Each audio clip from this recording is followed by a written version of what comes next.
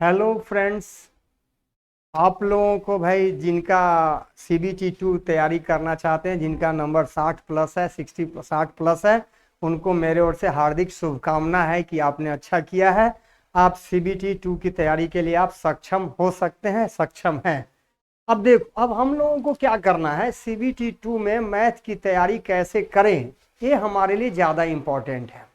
अब देखो, मैथ की तैयारी में हम लोगों के लिए क्या क्या कौन सा चैप्टर सबसे ज़्यादा इम्पोर्टेंट है, कौन सा चैप्टर पे ज़्यादा फोकस करना चाहिए, किस चैप्टर से ज़्यादा सवाल पूछा है, इस पर ध्यान रखना है। ठीक है भाई।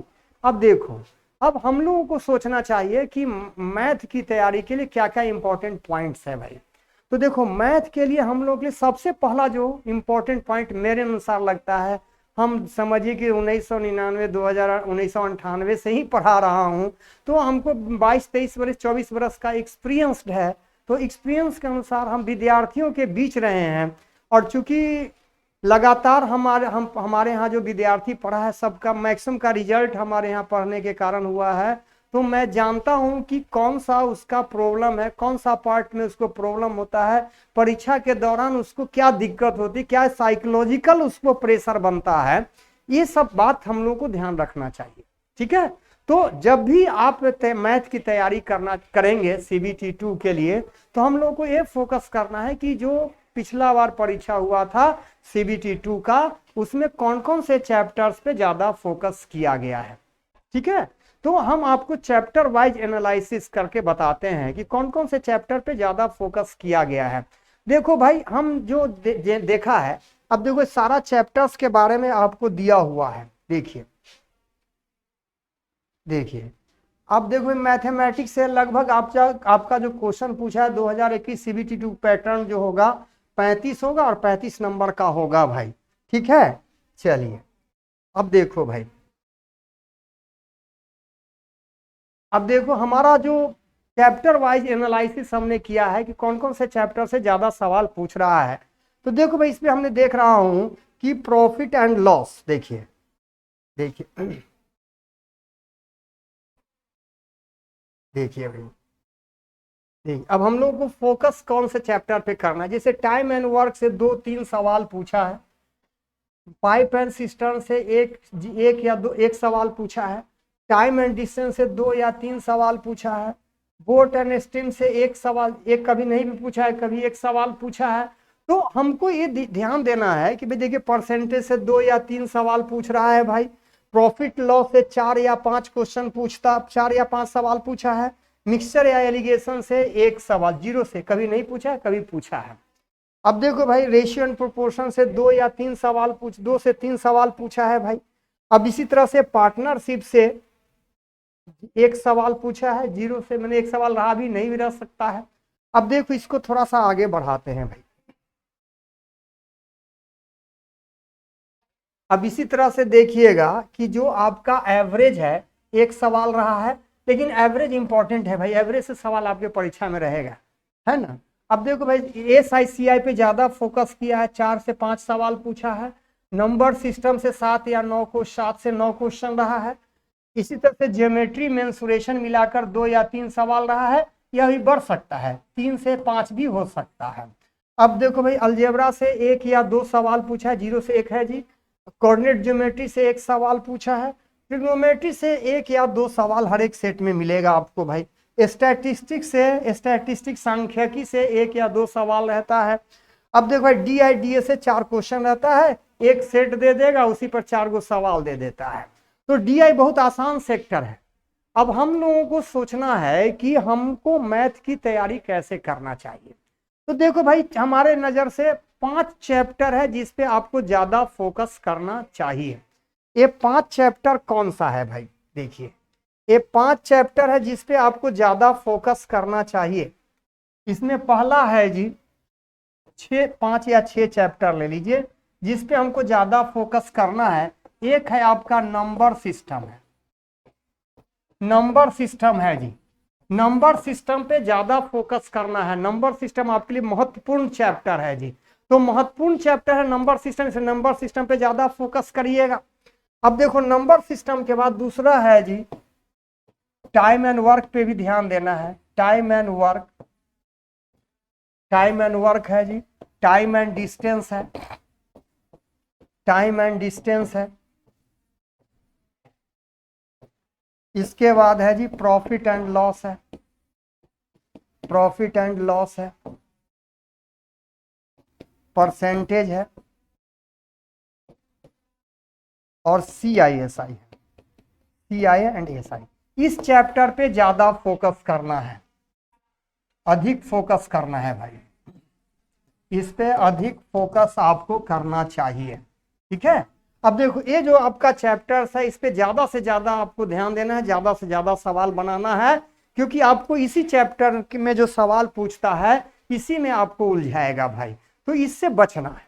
अब देखो, अब उसके बाद हम लोगों को इस पढ़ना तो सब चैप्टर है, लेकिन इस चैप्टर पे थोड़ा ज्यादा ध्यान दीजिएगा। अब जो आपका एडवांस मैथ का सेक्शन है, एडवांस मैथ का सेक्शन है, इसमें आप मेंसुरेशन थोड़ा ध्यान दे देना, मेंसुरेशन प्लस ट्रिग्नोमेट्री, ट्रिग्नोमेट्री है ना, मेंसुरेशन प्लस ट्रिग्नोमेट्री और अलजेब्रा। उसके बाद स्टैटिस्टिक्स है भाई, स्टैटिस्टिक्स है ना, इस पे ध्यान देना है। स्टैटिस्टिक्स से 1-2 सवाल आसान रहता है। अब देखो, अब हम लोगों को क्या करना चाहिए, परीक्षा में तैयारी कैसे करें, ये अब हमको सोचें। इतना चैप्टर आपके लिए इंपॉर्टेंट है, इस चैप्टर पे थोड़ा ध्यान रखिएगा, ज्यादा फोकस पढ़िए करिएगा। सब चैप्टर तो पढ़ना है, बनाना है, लेकिन इस चैप्टर का ज्यादा से ज्यादा सवाल बनाइएगा। अब देखो, हमारे परीक्षा में हमारा रणनीति क्या होना चाहिए भाई, देखो परीक्षा में हमारा रणनीति क्या होना चाहिए, क्या सोचना चाहिए। तो परीक्षा में 2 चीज ध्यान रखना है कि हम विद्वान नहीं हैं, ये हमेशा ध्यान रखना कि हम विद्वान नहीं हैं।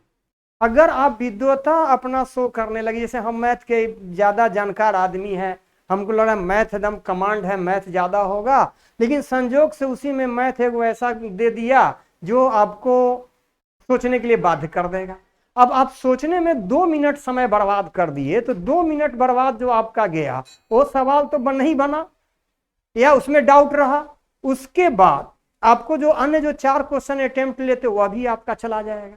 तो उस पे ध्यान रखना है कि हम कभी नहीं लगना है कि हमसे बना लेंगे, ये ईगो हटा दीजिएगा।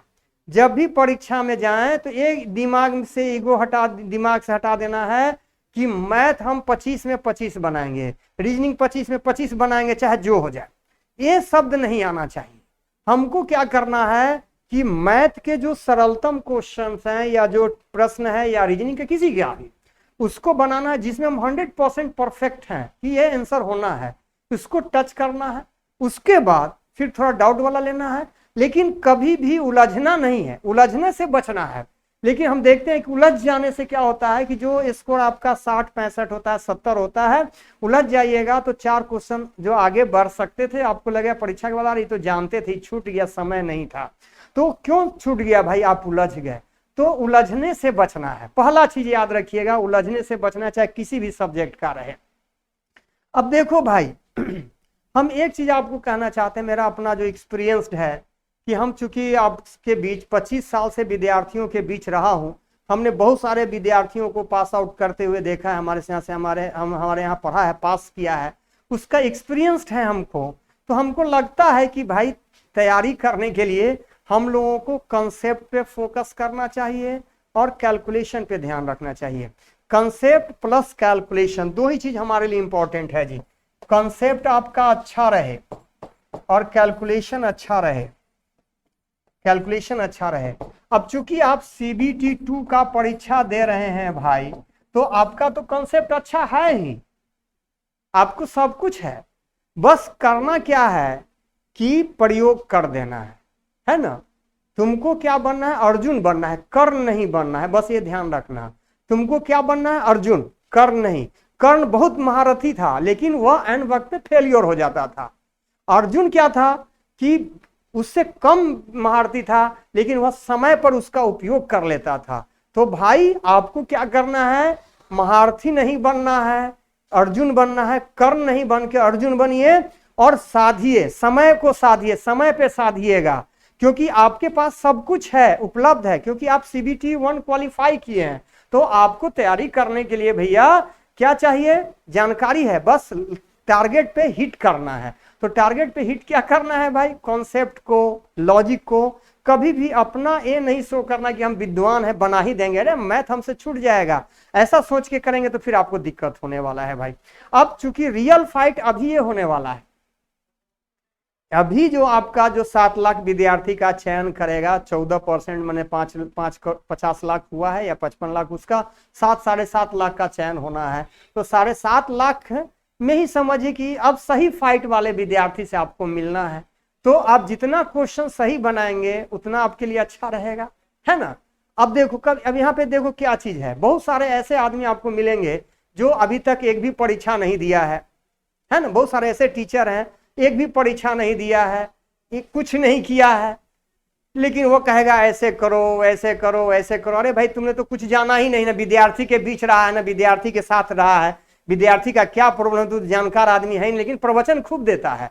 तो वैसे सलाह से आपको बचना है, वैसे सलाह से हमेशा बचने का प्रयास करिएगा जो एक्सपीरियंस्ड ही नहीं है ना, वैसे आदमी से हमेशा बचना भाई। ये मेरा अपना सोच है, ऐसे आप तो विद्वान आदमी है, जानकार आदमी, आप जानते ही हैं। अब मैथ की तैयारी के लिए भाई अच्छे सलाहकार, अच्छे आदमी से सलाह लेना चाहिए, एक्सपीरियंस्ड आदमी से सलाह लेना चाहिए जो आपको इनहेंस कर दे। और कभी भी दिमाग से ये हटा देना कि हम फ्रस्ट्रेटेड हैं, हमको बहुत बर्डन है, हमको इस बार नहीं होगा तो क्या होगा, ये सब ये हटा देना भाई। हमको ये टारगेट है कि पास करना है, लेकिन ये नहीं क्या होगा सोचना नहीं है। क्या होगा सोचेगा तो काम खराब हो जाएगा। हमको यही सोचना है कि पास करना है, हम पास करेंगे, आगे क्या होगा भगवान पे छोड़ देंगे। नहीं, अब जैसे मान लो कोई मकान बनाया, अभी गंगा जी का बाढ़ आ गया, मकान बाढ़ में चला गया, तो क्या करेगा? मकान नहीं बनाता, उसको क्या पता था कि बाढ़ आएगा कि नहीं आएगा। तो उसी तरह से आगे क्या होने वाला है आपको पता नहीं है भाई, ना हमको पता है। तो आपको क्या करना है कि अभी जो परीक्षा है उसी पर केंद्रित होना है, उसी पे केंद्रित होना है। और जो सलाहकार आदमी है, जिनके पास कोई एक्सपीरियंस नहीं है, उनके सलाह को इग्नोर करना चाहिए, ठीक है। जो आज तक एक भी परीक्षा नहीं दिया हो, जो पढ़ाया ही नहीं हो, तो क्या जानता है कि मैथ का प्रॉब्लम क्या होगा, रीजनिंग का क्या प्रॉब्लम होगा, जीएस का क्या प्रॉब्लम होगा, है ना। तो मेरा एक कहना है कि सलाह मानिए सबका, लेकिन सोचिए आप अपना। सलाह सुनना है लेकिन सोचना आपको है, करना आपको है, क्योंकि आपको न रिजल्ट लेना है। हम प्रवचन हमको रिजल्ट लेना नहीं, हम तो रिजल्ट देने में सहायक हैं, आपकी सहायता करते हैं, करेंगे कि आप ऐसे करिए, आप रिजल्ट हो जाएगा। जो आपका लेवल मान लो 35 क्वेश्चन में 20-25 क्वेश्चन बनाते हो, लेकिन हमारा प्रयास रहेगा कि भाई मेरे साथ आइएगा तो 2 महीने या जो 1.5 महीने या 2 महीने 3 महीने जो भी हमको समय मिलेगा, उसमें आपका 25 से 30 पढ़ ले आए। जो 30 लाने वाले उनको 32 पे ले आए, जो 32 लाने वाले उनको 34 पे ले आए। तो ये मेरा टारगेट न है। तो हम आपको अपने एक्सपीरियंस के साथ टारगेट देंगे, अपना एक्सपीरियंस शेयर करेंगे, आपको बताएंगे कैसे मैथ को अप्रोच करना है, कैसे बनाना है। 25 वर्षों का एक्सपीरियंस मेरे साथ है। हम और झा जी हम और झा जी एक साथ एक प्लेटफॉर्म पे आ गए हैं भाई, है ना। एक प्लेटफॉर्म है हम लोग का, आस एजुकेशन सेंटर है, उसी पे आते हैं। तो आपको एकदम मैथ की तैयारी के बारे में 2 ही चीज याद रखना है, कंसेप्ट और कैलकुलेशन, ज्यादा हम नहीं देंगे। और ये 6 चैप्टर ज्यादा से ज्यादा पढ़िएगा। एडवांस मैथ में मेंसुरेशन, ज्योमेट्री और ट्रिग्नोमेट्री, इस पे थोड़ा फोकस करेंगे। अलजेब्रा का क्वेश्चन बहुत आसान पूछता है, अलजेब्रा में भी क्वाड्रेटिक इक्वेशन ज्यादा थोड़ा देख लीजिएगा, है ना। इनइक्वालिटी वाला सवाल देख लीजिएगा, तो ये बना लेना भाई। अब CBT 2 है तो थोड़ा सा लेवल तो हाई रहेगा ही, है ना। तो आपको लेवल मैथ का क्वेश्चन का लेवल भी थोड़ा ज्यादा मिलने वाला है, तो लेवल टाइप का भी सवाल बनाना है। ऐसा नहीं कि अल्लू पल्लू वाला सवाल नहीं बना लेना है, अल्लू पल्लू सवाल तो तुम लोग जानता ही, जानकार आदमी है बनाएगा ही, ठीक है। चलो अब क्या करना है, मैं अपने एक्सपीरियंस को आपके साथ शेयर करूंगा, बताऊंगा पैसे कैसे होना चाहिए भाई, क्या करना चाहिए। तो देखिए, अब तैयारी करना है, तो तैयारी करने के लिए क्या करना चाहिए, मैथ की तैयारी के लिए क्या करना चाहिए, रीजनिंग के लिए, सब तो आपको बताया ही गया है। तो मैथ के लिए मेरा जो अपना सोच है कि कॉन्सेप्ट और कैलकुलेशन पर ध्यान दीजिए। और मैथ का जो 6 चैप्टर है, 7 चैप्टर है, उसको ज्यादा से ज्यादा सवाल बनाइए, आपके लिए उपयोगी रहेगा। ठीक है भाई। और ये हमेशा ध्यान रखना कि मैं विद्वता शो नहीं करने जा रहा हूं, मैं परीक्षा पास करने जा रहा हूं। हम एक कभी नहीं जानेंगे कि हम मैथ के एक्सपर्ट है तो मैथ का 35 में 35 सवाल बना के आएंगे, नहीं। मैथ में कोशिश करना, मैथ मेरा अच्छा है तो 35 पे नहीं जाकर के 30 भी बने, 32 भी बने तो ठीक है, क्या दिक्कत है। अरे आपको क्या करना है कि 80% नंबर लाना है। 80% नंबर आ गया, आपकी नौकरी पक्की है। गलती न हो तो 80% नंबर आ जाए तो नौकरी पक्की है, होना है। तो 80% टारगेट है तो हमको इसी अनुसार चलना। 28 से 30 मैथ में स्कोर करना है, 30 प्लस हो जाए तो फिर कोई क्या दिक्कत है, तब तो आप तुक्केबाजी मत करिएगा। हाँ, अगर आपको लगे कि हमारा 75% 70% नंबर आ रहा है, 65% नंबर है, तब तो तुक्केबाजी करिए। ऐसे भी नहीं होना, वैसे भी नहीं होना है। लेकिन जब लेवल पार करिए तो तुक्केबाजी मत करना। हाँ, अगर एक नंबर हमको लग रहा है कि हमको 70 पे सिलेक्शन होने वाला है, हमको 68 आ रहा है, तब तुक्केबाजी करना कि भाई नहीं होने वाला, चलो तुक्केबाजी करें। तो जब आपको लगे कि हमको एक क्वेश्चन से 2 क्वेश्चन से छूट रहा है तो आप वहां पे तुक्केबाजी करेंगे, बनाएंगे, कोई दिक्कत नहीं। ऐसे भी नहीं हुआ नहीं होगा, है ना। तो वहां पे तुक्केबाजी करना। लेकिन जब आपका 70% से ऊपर 80 75% 80% जब सही बन जाए तो तुक्केबाजी मत करना। नहीं तो नॉर्मलाइजेशन के नाम पर आपका क्या करेगा, ज्यादा नंबर आएगा उसको घटा देगा। इसलिए हमेशा ध्यान रखना भाई। तो हमेशा एरर से बचना है, ये ध्यान रखना है कि जब ज्यादा ये नहीं, गर्दा नहीं उड़ाना। गर्दा उड़ा जाएगा तो तुम्हारा गर्दा उड़ जाएगा। एक विद्यार्थी था, वो आया परीक्षा देकर CBT 1 का, वह कहा कि सर हम 95 क्वेश्चन बना दिए। हम कहे कि भाई 95 क्वेश्चन बना दिया, ये हम बहुत अच्छा बात है, तुमने तो गर्दा उड़ा दिया। अब जब CBT 1 का जब अथी आया, कट ऑफ जारी किया रेलवे बोर्ड, तो आया मेरे पास, कहा कि सर हमको तो 52 नंबर आया है। हम कहे तुम तो 95 बनाया था भाई, 52 कैसे आ गया। तो बोला कि इतना गलती हो गया। हम कहे तुम्हारा गलती हो गया इतना ज्यादा कि तुमको तो 52 नंबर आने के बाद भी सिलेक्शन होने का चांसेस कम लग रहा है। नहीं तो गर्दा मत उड़ाना भाई, गर्दा मत उड़ाना, गर्दा को जमीन पर ही रहने देना। और गर्दा को जमीन पर रहने देना और एकदम अपने कॉन्फिडेंस के साथ काम करना। कॉन्फिडेंस, कॉन्फिडेंस कभी भी लूज नहीं होना चाहिए। मैथ का यही चीज है, कॉन्फिडेंस लूज नहीं होना चाहिए। यस तो यस, नो तो नो। जानते हैं तो ठीक है, नहीं जानते हैं तो छोड़ देंगे। ठीक है, चलो भाई आज इतना ही प्रवचन देते हैं, ज्यादा प्रवचन मैं नहीं देता हूं। मैं आपको बता रहा हूं कि मैं क्या कहना चाहता हूं कि भाई आपको ये हमेशा ध्यान रखना है परीक्षा में कि कभी भी घबराना नहीं है, कभी फ्रस्ट्रेशन में नहीं आना चाहिए। जो चैप्टर इंपॉर्टेंट है उस पर ज्यादा फोकस करेंगे। फिलहाल जो जितना समय है सब चैप्टर पढ़ेंगे, सब चैप्टर उस पर ज्यादा फोकस करेंगे, ज्यादा से ज्यादा टाइप ऑफ क्वेश्चन बनाने का प्रयास करेंगे। और क्वेश्चन का लेवल थोड़ा सा तो ऊपर रहना है भाई, तो लेवल वाला ही क्वेश्चन पे ज्यादा फंसेंगे। जहां अब कुछ ऐसा सवाल है, हो सकता है कि रिपीट कर दे, हार्ड क्वेश्चन जो ज्यादा समय लेता है, हार्ड क्वेश्चन से बचना है। हार्ड क्वेश्चन परीक्षा में इसलिए दिया जाता है कि आप उलझ करके जो आसान सवाल है उसको मत बनाइए, यही ध्यान रखना है। इसलिए हार्ड क्वेश्चन बनाने के पीछे मत पड़िए। जैसे सवाल एक पूछ दिया था, पूरा 1 पेज में क्वेश्चन था, एक नल था, 1/12 में भाग, 1/9 भाग, 1/6 भाग, क्वेश्चन पढ़े में 1 मिनट लगेगा। तो उस सवाल को बनाना नहीं, परीक्षा में इसलिए दिया गया है कि विद्यार्थी उलझ जाए और सवाल नहीं बने, अगला सवाल जो इजी है वो छूट जाए। तो हम लोगों को उलझने से बचना है भाई। पहला एक्सपीरियंस मेरा ही कहता है, उलझने से जो बच गया, ऐसे भी जिंदगी में भी देखिएगा, जो उलझ गया वो फंस गया और जो नहीं उलझा वो सफल हो गया। तो उलझने से बच जाना है, सफल हो जाइएगा। ठीक है, सफलता का एक मूल मंत्र है कि उलझना नहीं है, बाह्य वातावरण से उलझना नहीं है, बाह्य वातावरण को इग्नोर करना है। मैंने जो नहीं है तो नहीं है, जो जानते हैं जानते हैं, बस इतना ही पे ध्यान रखिए ना, आपका रिजल्ट होना है। आपके पास नॉलेज है, आपके पास सब कुछ है, कर्ण नहीं बनना है, अर्जुन बनना है। ठीक है, कर्ण बहुत महारथी था लेकिन वह सफल नहीं, वो मारा गया। अर्जुन से कम था लेकिन किसके साथ था, विद्वान आदमी के साथ था। अर्जुन, कृष्ण भगवान उसके साथ थे, इसलिए वो सफल हो गया। तो आप भी अगर अच्छे आदमी के साथ संपर्क में रहेगा तो सफल हो जाइएगा। और नहीं तो इसे प्रवचन सुनाने वाले के पास जाइएगा तो प्रवचने सुनाएगा, सुनते रह जाइएगा। अभी प्रवचन सुने उसमें तो अच्छा लगेगा, लेकिन बाद में पता चलेगा ला परीक्षा चल गया, क्वेश्चन नहीं फंसा। तो प्रवचन सुनने वाले से बचना है भाई। चलिए, थैंक यू भाई।